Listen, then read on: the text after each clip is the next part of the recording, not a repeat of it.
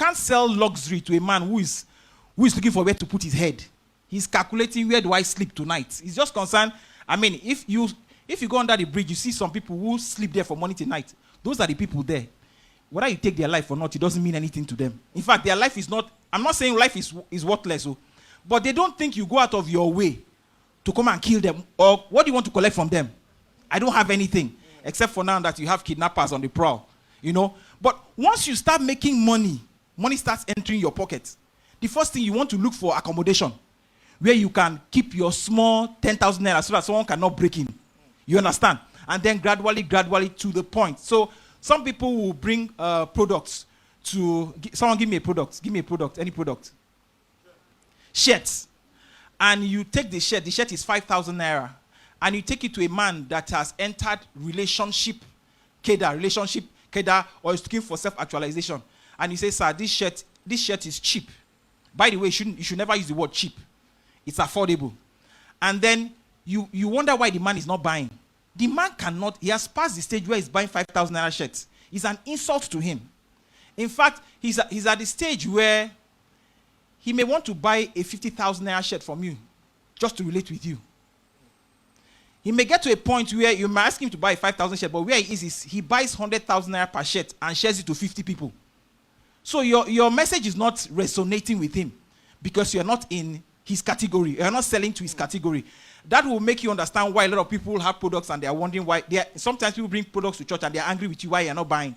Now you may do sympathy buying first, just to buy so that the sister will know that Jesus is in the house. You are still a brethren. But after that, you don't buy again. You understand? So you need to understand it. Once you understand this, the next is, how do I communicate? Because there's a language to use. When you enter the circle of those who have the kind of money, if you're targeting the rich people, when you open your mouth to speak, the first two sentences you speak, they already know that you are not there. Before you ask your next question, a friend of mine went to Banana Island. They invited them for an evening let down, get together. He said, Ima, if you enter, he used pidgin English. He said, if you want to enter the house, the front be like Nigeria, but once you enter, na Dubai. He said, you go under, the man has a bar, you just sit down, it's like you entered let me use a popular nightclub, Cubana. Like someone outside looks normal, but underneath is Cubana nightclub, full-fledged with the kind of people. He said, as we enter, we look the people where they there, we look ourselves. We know, say, we tell ourselves, say, we no belong here. You understand? So there are levels. So we are saying, there's a kind of money, if you are okay, because there's power in mass production, mass marketing. Sometimes you actually say 5,000 to the right audience, and they buy. So if 5,000, the shirt is 5,000 naira, and you sell to 1,000 people, how much is that? That's good money. But see, there are also people that you sell 3 shirts to, and you go and sleep till next year. But how do you get to those people? Some might come to church, some will not come. Begging them to buy will not work. In fact, there are people who will not buy from you because you are begging. They buy from you because you are a solution. You have gone to they buy from you because, okay, let me break it down again. I'm trying to, my wife says I shouldn't rush. Because if I speak at the way,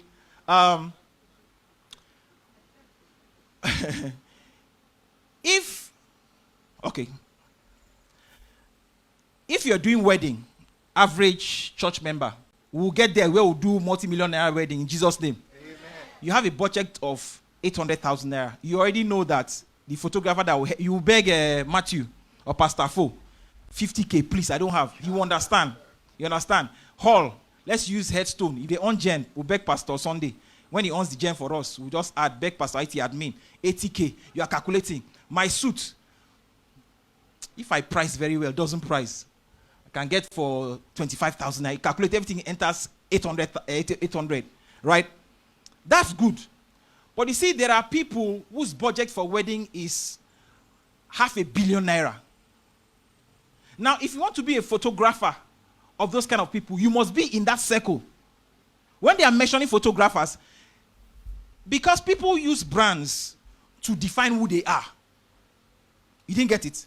So when I'm in my circle and we are sipping tea in Ikoyi club, they're asking me, I heard your son is getting married next month. So what's the plan? So don't mind all these small boys.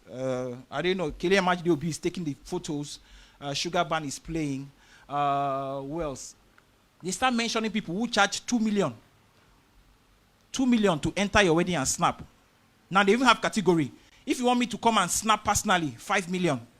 If you want my boys to come, 2 million.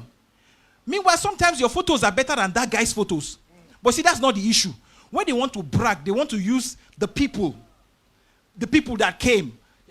Who did your wedding? Banke Meshida did my makeup. Because it's an insult to say Morenike did my makeup. It's an insult. The question, they don't want to ask who is Morenike. It's an insult.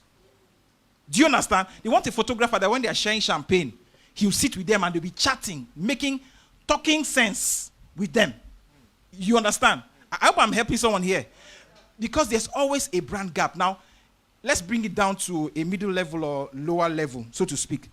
If I don't know you, and I come to your house, I can almost tell which category of brand you belong to, the market. If I open your wardrobe, I see the kind of clothes you wear, the kind of shoes. Before I see you, I can tell who you are. So these people are not buying jeans to make them look good because they can afford to own a jean company. If they wear your jean, is a privilege for you that they wear your jean. Because if they wear your jean, it means you might make up to 2 million sales in a day. I hope I'm clear. Have I answered to an extent? Yeah. Mm-hmm, okay. Yeah. Thank you so much for those elaborations. Now, one of the things we try to achieve in Press Connect is to profile solutions, and not just looking at issues and abstract things. And when we look at the marketplace, it's very large. Yeah. How can we begin to build niche for ourselves, such that when we have create our niche, we can then begin to look at how we can expand on it. How can we build niche in a market that is widespread? Because sometimes I go to a Dumota market and I'll be wondering, there are people here that in a day they won't sell you, because we have hundreds of people selling laces, and you wonder how will one be able to break into that kind of market? So how can one create a niche for him or herself, whether physically or virtually? Okay, so in that same market, you notice that some shops have more people than some other shops. That's when people start saying that they use jazz in the market. I'm not saying they don't use jazz in the market, but see, sometimes the jazz only means that you understand what you are doing. So knowledge is jazz on its own. Knowledge is the greatest jazz, you know. I like to use the example of a particular lady. 2 restaurants open side by side. By the way, you shouldn't get scared. Even if you run a restaurant, 300 people stay around you, you should not be scared. You know why? The best way to understand how Computer Village formed is to go to Computer Village by 5 a.m. or around 8 a.m. You realize Computer Village is actually a normal street. It's a street, normal. It's like any other street. But you see, someone started selling. Let's say computer was the first thing that was sold. Someone started selling. Another person appeared. Another person appeared. That's how market is created. That's how markets get formed. But to get to your question, like I said, some people will gather in some other shops. They won't gather in some other shops. In one lady's instance, one lady opened a restaurant, another one opened a restaurant. The lady came before her and realized that, in fact, they were fighting that this one collected my customers. But what was the other person doing? The other lady simply went one step ahead to understand that people who walk into a restaurant didn't come to play Ludo. They came because they are hungry. Nobody came to play with you. If I enter a restaurant, I want to eat. And the lady realized that sometimes it takes 2, 3, 5 minutes for the food to arrive. So she will slice oranges, put in a plate, and share. So while they are taking your oranges, before you recover from that goodwill or goodness of God in your life, food has landed. So people started rushing there to get extra fruit or free cold water. So there's always a niche, but that's where the place of positioning comes in. The Bible says no one lights a lampstand and hides it under. Rather, you put it on a stand so that the people who are meant to see that particular light will go through it. Some will come for a normal bulb, some will come for 60 watts, some will come for fluorescent bulb, some will come for candle light, depending on the kind of light you want to shoot. So how do you create a niche for yourself? It's still part of connecting your market. Who is most likely to use my product? Ask yourself, who is most likely to use my product? There's the place of pricing, that kind of stuff. Who's most likely to use Uber who is most likely to use my, someone give me, let's practice out your products. Any product, name your product. Now let's use it as an example so we don't fly over your head. Who is most likely to use perfume? Right? How much are they willing to pay? So you start categorizing who are those that are most likely to use perfume and the kind of perfume. People who work very hard, they could use deodorant. People who like showing off. Because there are different perfumes. The one that before you land, the perfume has already announced you before you land. People who are in offices, you understand? Is the market woman likely to buy perfume? Maybe not. Except you start doing what they call educational marketing, why you need to use perfume. So some markets are not that some markets are not ripe. It is because you've not done the necessary work. Some people are not buying because they don't know why they should buy. So you must give them the why. So who are you most likely to target? What is their age? What's their buying power? Very important. You can sell from now till tomorrow. They can collect your flyer till tomorrow. If they don't have the money to buy, they won't buy. Some people are wondering why ShopRite is leaving. It looks stupid that in the country of over 200 and something million, that ShopRite is leaving Nigeria, right? It's not stupidity. Are they fools? Don't they like market? It's because the buying power in Nigeria is so low. The buying power in Ghana is higher than the buying power in Nigeria. Because people have income they can dole out with, so they can afford to. What you have in Nigeria, people who come to ShopRite for pilgrimage. That's why you can afford to say that the highest selling ShopRite in Nigeria is in Ibadan, not Lagos self. Do you understand? Patron. So you begin to check who are people who come to this place. Do they come to ShopRite to hang around and buy one ice cream and move around the market, check all the products and not buy again? Right? So you want to find out that their location, of course, matters. Now there's a place for advertising. People now know if you want to get bulk and sell, there's a particular place. But you see, some of these people are beginning to do online marketing, heavy online marketing, right? What is their marital status? So some women have made up their mind that, see, my jewelries and my perfumes are for married women. So you notice that most married women are heading to that shop. Am I making some sense? Okay. Or you could use the funnel stage. You look at your product as if it's funnel. Please don't miss this Friends Connect service this month. I and my wife went on evangelism yesterday, and two people, if you've forgotten, two scenarios. One guy said, "You should give him the flyer. He cannot wait. Let him cuckoo run," because he was going to do house service somewhere. One lady's shop was so empty, there was nobody there. Now that lady can go to the mountain and pray from morning till night and say that she has been praying in the mountain. No market is not coming. Meanwhile, pastor is preaching about help here. Those that need you are out there. You are here praying. It's not every time that the mountain will come to Musa. Sometimes Musa has to go to the mountain, right? So age range. I've talked about their income level. So you do in buckets. Sometimes you have to mix the buckets, to get. So you might mix. You see, age range could be people between 35 and 50 years. Income level. So you are checking income level too for disposable income. They earn between 500,000 and 1 million, right? They are between the ages of, I talked about age. So you look at those kind of stuff. I'll take when question comes. Then what's the value proposition? What are you offering? Who are those interested?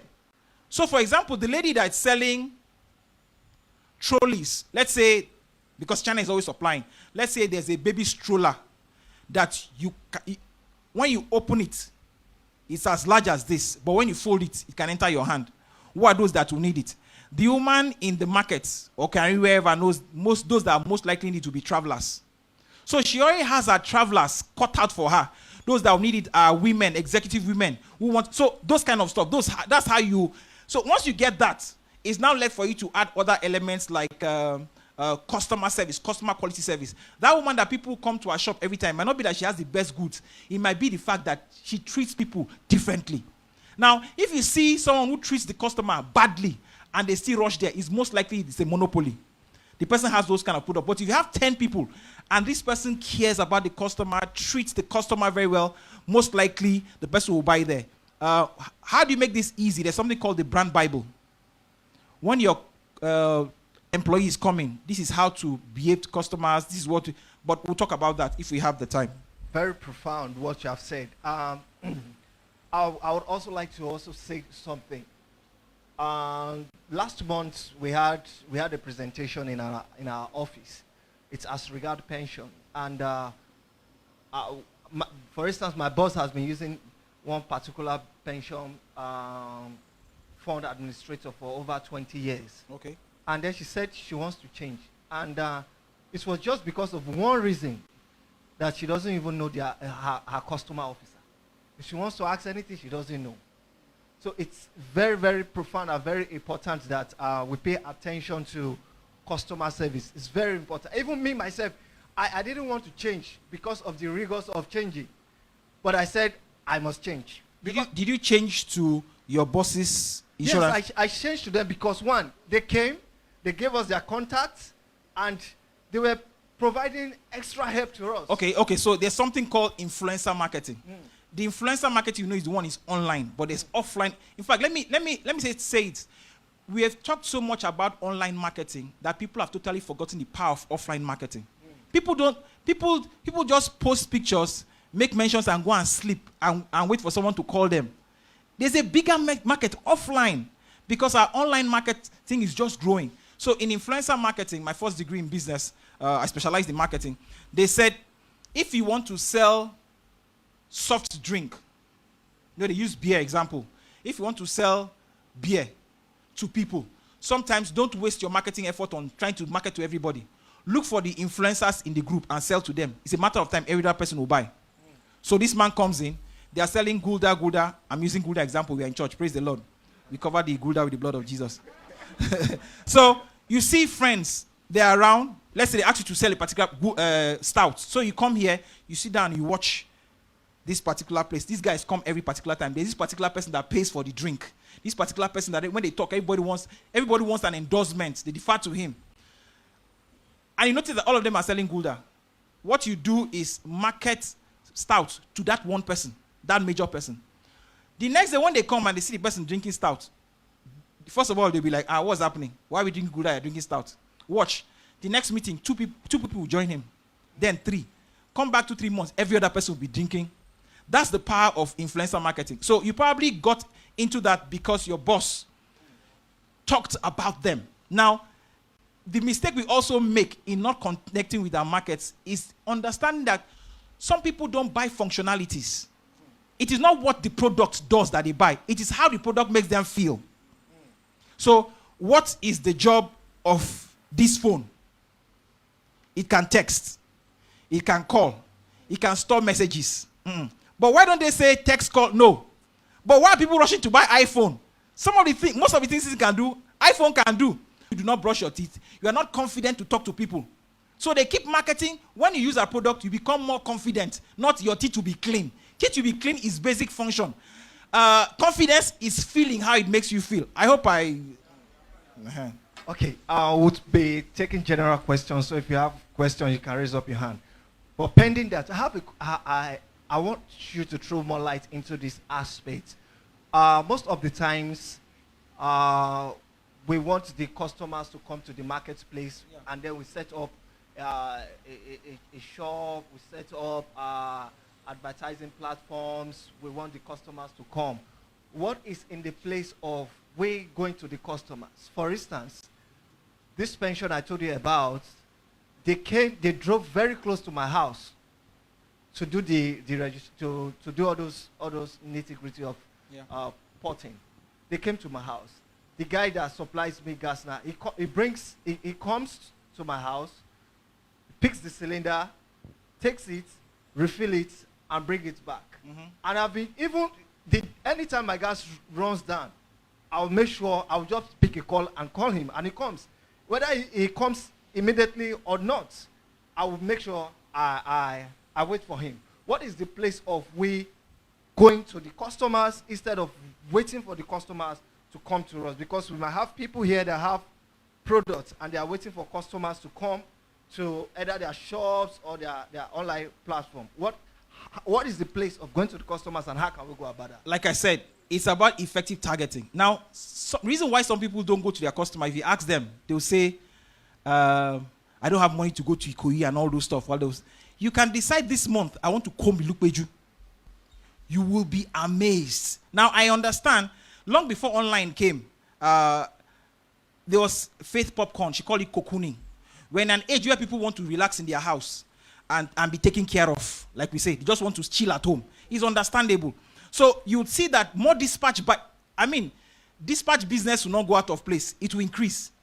Because it will increase exponentially. Because as Lagos grows, traffic increases. People want to sit down and get things to come to them. You understand? But like I said, you need to also go out and meet them. Some people need to see you. They need to feel you. In fact, the reason why some people won't buy online is because they are not sure. Too much 419. People are too fake online. But I would say balance it. If you've been selling offline, this month, we'll be talking about how to market your products online. So we have social media experts in the house. I say experts because that's what they do for their organizations. And they charge money. They'll sit down here, you talk about your products, they tell you how to market it online, right? So clearly, go out there and meet them. They are probably waiting for you. But don't forget, you have to look like them. You have to look like the product. The same principle applies when you ask people to give their life to Christ. I say it. You are going to an evangelism, and you are asking someone to give his life to Christ. Meanwhile, you look like someone you look like someone that took his life from Christ. You look haggard, you look dirty, you don't look together, you are telling me about the goodness of the Lord. I can't see the goodness of the Lord in your life. So we have to be careful what we market, how we market, right? You can't be selling toothpaste and your mouth, when you open your mouth to say, buy toothpaste. The person is dead and all those kind of stuff. You know that? So please, as much as possible, stand up, go meet people out there. They are waiting for you, right? Thank you very much. Do you have questions?